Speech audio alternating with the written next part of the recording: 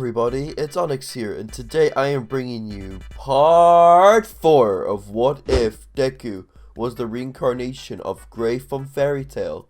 And before we begin our What If, I would like to bring up some announcements to the channel. I recently made a Twitter account, so if you guys would actually like to follow me there, the link will be in the description down below on the first link.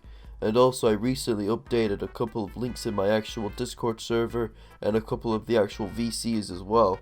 So if you guys would actually like to join the Discord as well, linked in the description as always. And that's the same with every other social linked down below like there, my Patreon, my Twitch, and my other things like that, and so on and so forth. And without further ado, let's begin this What If. We are going to continue where we last left off with Izuku rushing into the UA.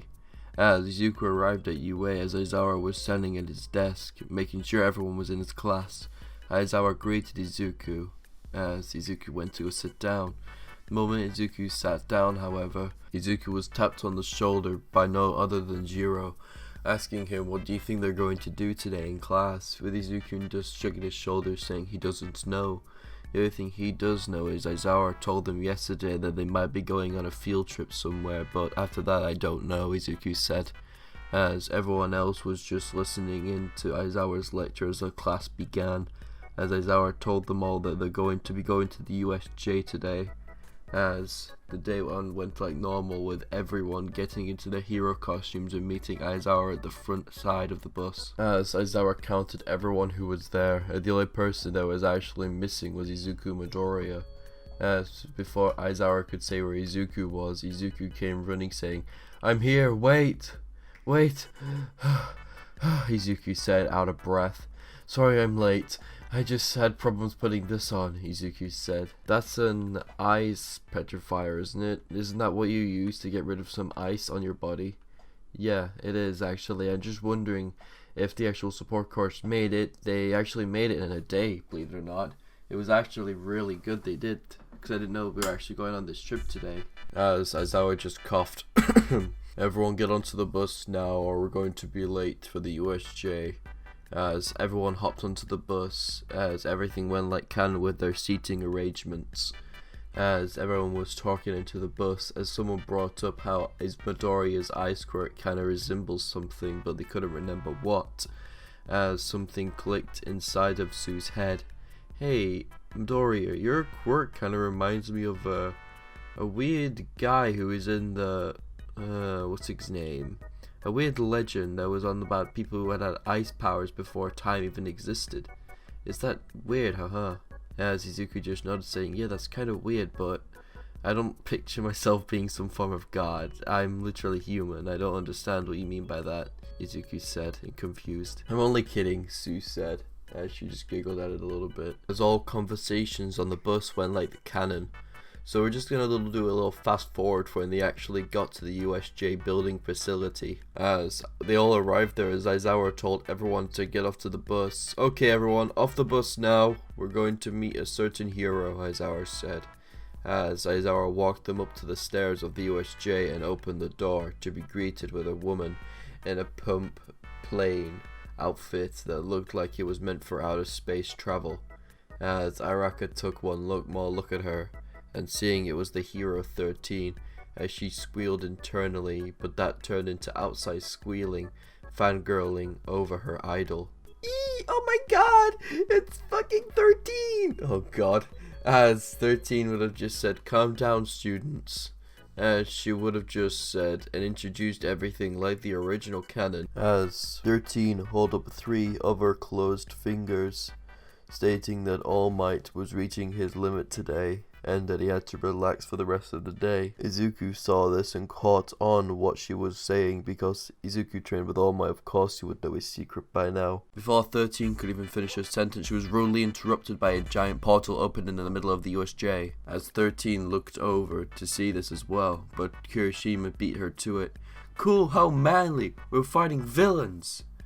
Aizawa looked back over and reciprocated that, saying, "Those aren't fake villains, they're real. Everyone get back now," Aizawa said, bearing his scarf at the ready. Most of the students were shocked, thinking they're going to be fighting real villains on their first day.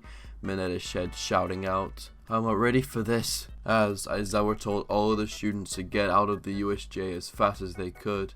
but when Aizawa told them to all go back, most of them stayed at the front, shivering in fear, standing still like they're in a standstill.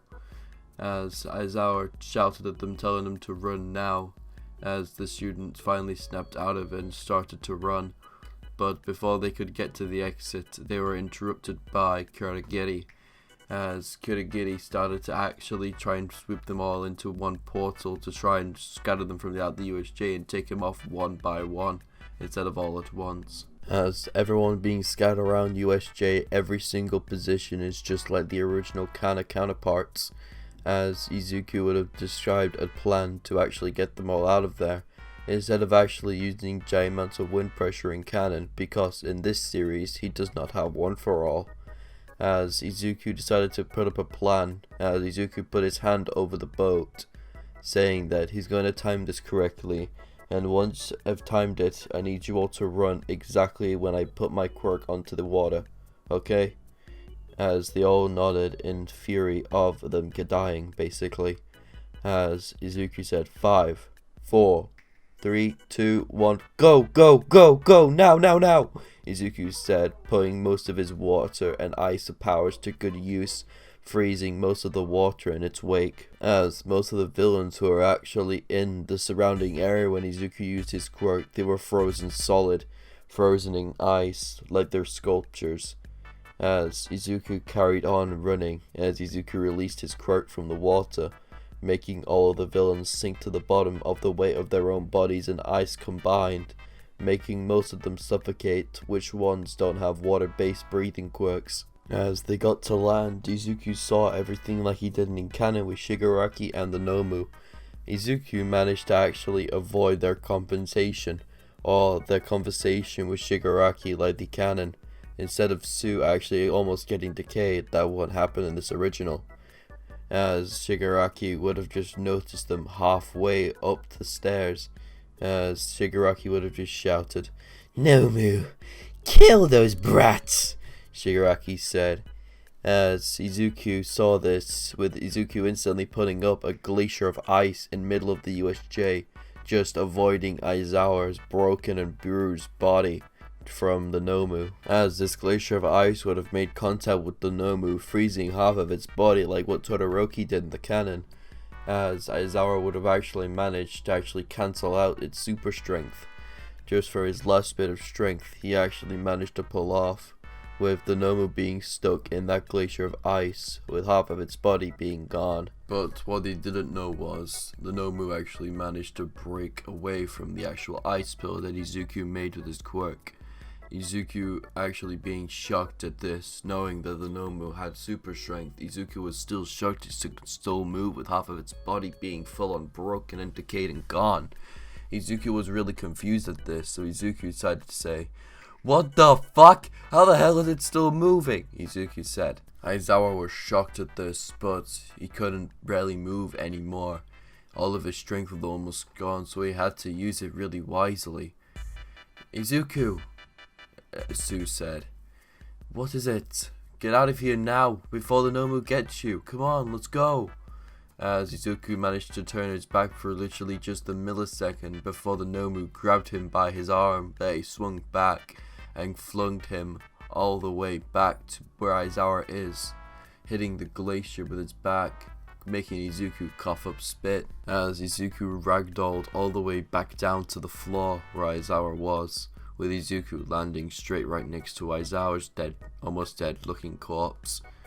Izuku looked over back at Aizawa, struggling to get up from his back being bruised and broken more or less, so Izuku managed to use his ice power to actually surround his wound or broken part of its back to make sure it was frozen solid, to make it replicate that it was actually fixed. In retrospect, it really not. As Izuku managed to actually get onto his 2 feet, just struggling to get up from his back being shattered by the Nomu's only toss. As the Nomu was just walking slowly to Izuku, with Shigaraki just shouting out, "Nomu, kill the brat!" As the Nomu actually charged right at Izuku with a full of 10 to 100% all mighty smash, as Izuku managed to evade, but the wind pressure still got him, sending him flying back. Just remember, Ida's been sent out this time earlier, so this is going to be fun. As Izuku was sent flying back into the USJ wall, hitting it, making the ice that Izuku put into his back shatter and send it right into his skin, making it bleed out. As Izuku coughed up a little bit of blood, saying, "I'm not gonna make this out if I don't go all out myself," Izuku said in a weak tone. "Okay, you wanna fight, Nomu? I'll give you one!" As Izuku's body started to surround itself in ice, like a little circle at that, surrounding Izuku's lower body, making it seem like Izuku was about to go full power. Instead of wind pressure, it is ice. As Izuku launched a barrage of ice shards and ice pillars and all sorts at the Nomu, only doing little amounts of damage at the Nomu because of its regeneration and super strength piling through it like a champion. As Izuku was breathing heavily. "What the hell? Why aren't you going down?" Izuku said. Normally this would actually work, but looks like it isn't. "Oh shit, I'm gonna die," Izuku said. As before the Nomu could even land one more hit on Izuku, the loud boom was heard at the USJ doors. "Don't worry, little ones. I am here," All Might said, not smiling like the original canon, as All Might saw that Izuku, his disciple, was bloody, beaten and bruised, as Aizawa's was as well. This more infuriating All Might, calling up more embers of power from One for All, charging straight at the Nomu with full intent to kill.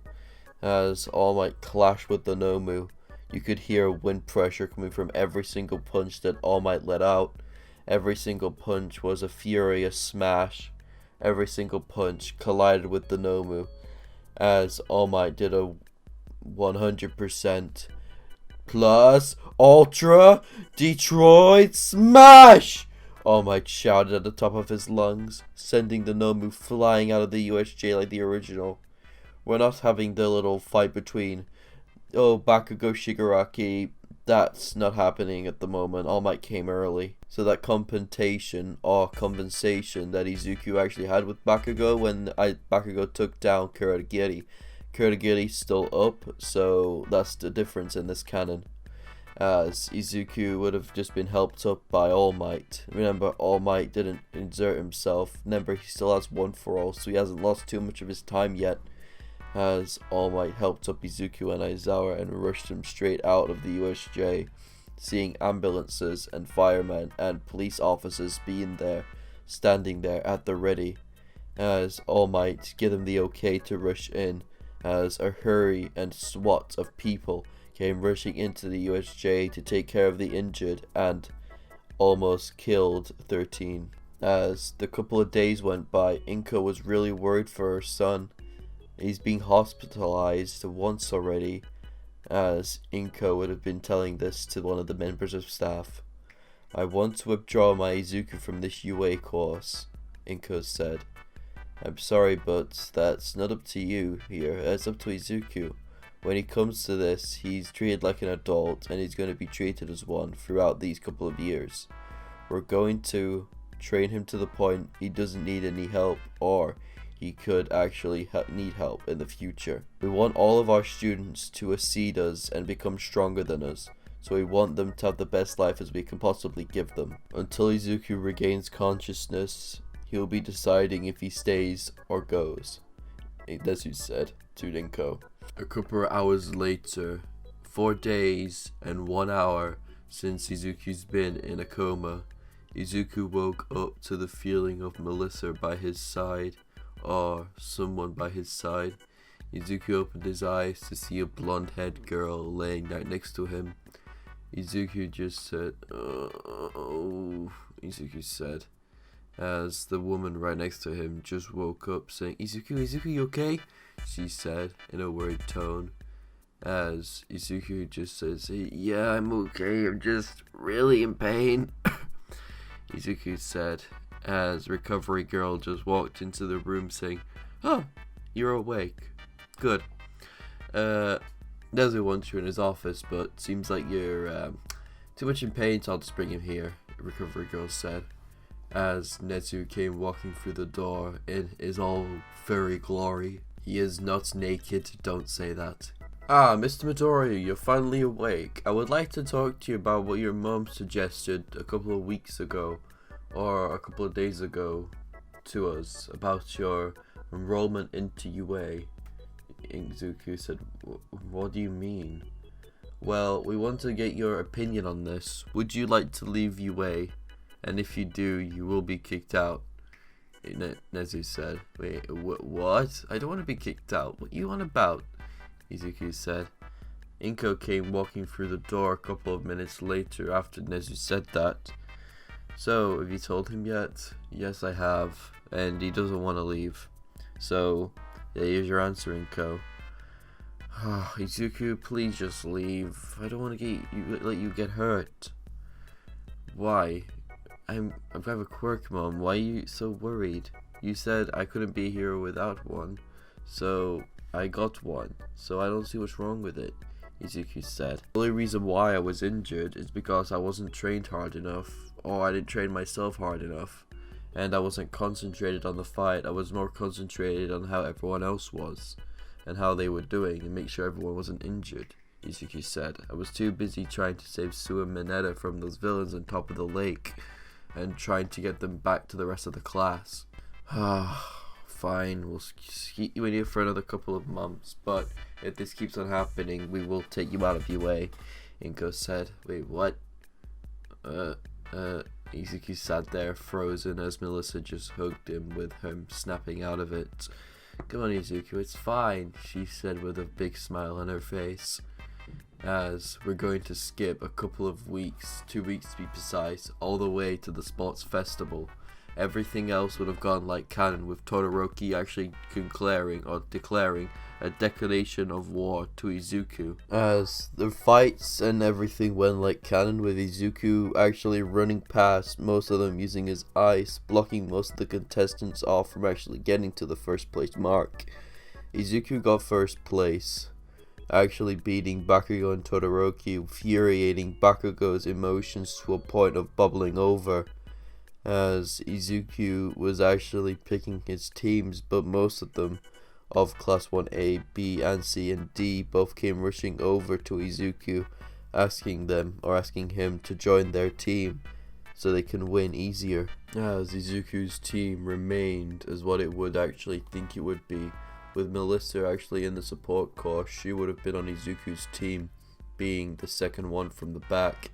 Araka, Jiro, and those will be the three people on Izuku's team, with Jiro and Melissa both staring at each other intently, as Izuku felt the tension in between those two, as Izuku just asked them to think which one will be on the top, as they both said in unison, saying, "No, we're fine down here," they both said in a furious tone.